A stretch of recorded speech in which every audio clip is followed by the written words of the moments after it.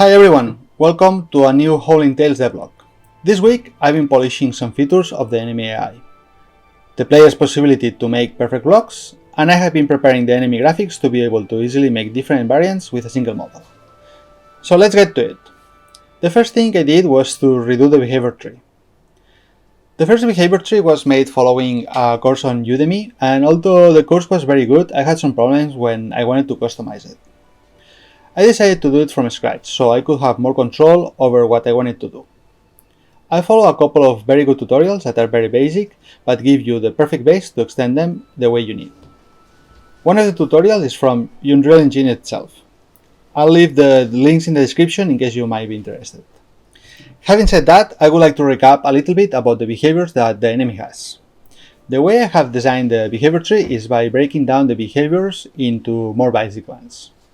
This way, the enemy looks smarter than it really is.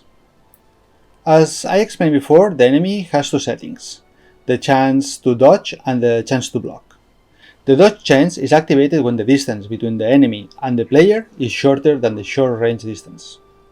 This is done because if we are in melee combat and the player doesn't stop spamming attacks, the enemy has a chance to dodge by breaking the player's attack. This gives more variety to the combat. The block chance works in a similar way, but it's different in terms of activation.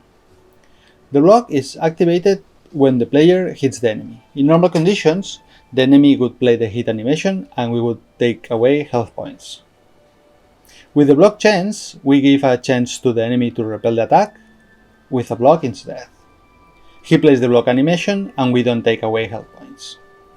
Both of these settings will depend on the enemy's level and make the combat more complex and interesting. Now for the new stuff. As you can see, the tree is a bit different, and as I said, I have broken down the states into even smaller states, which allows me to have more control.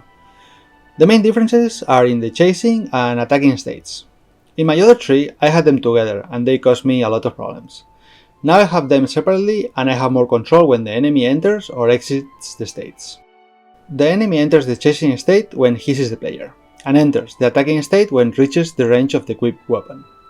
Right now I only have short range, but there will be short and long range because some enemies will have firearms and they will engage in melee combat when are closer to the player. On the other hand, I redid the animation blueprint, breaking down the locomotion into idle and walking running. By separating them, I have better blends between the two states.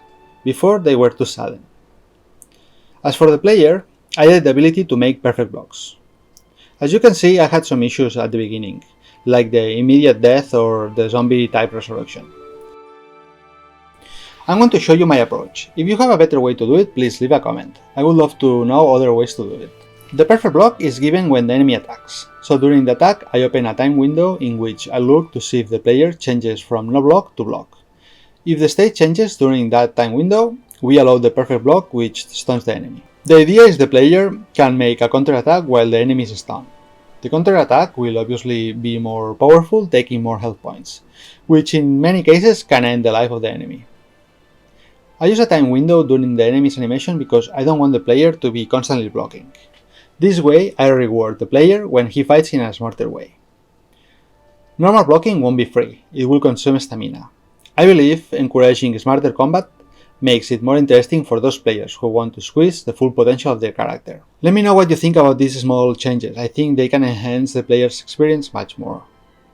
On the design side, this week I went back to work on the Hunter. I realized I had to design my characters in a way that I could create variants easily at the same time keeping in mind the performance. It's very important to limit the number of materials to avoid too many draw balls. I made some small modifications so that with only 2 more materials I could create 4 different enemies with the same model. The differences are not huge, but definitely something I will keep in mind with future characters. In this case we have the same enemy in 2 colors with 2 different hats and with and without scarf covering the face. Lastly, I start working on facial expressions that I'm going to synchronize with animations during gameplay. So this way the enemy when attacking will have more aggressive expression, or when we hurt him he will show pain, etc. I'm a big believer that in design the big differences are made by small details. Next week the plan is to implement in-game the new versions of the enemy with facial expressions and start the dialogue system. If you like this content, don't forget to subscribe, like the video and leave a comment.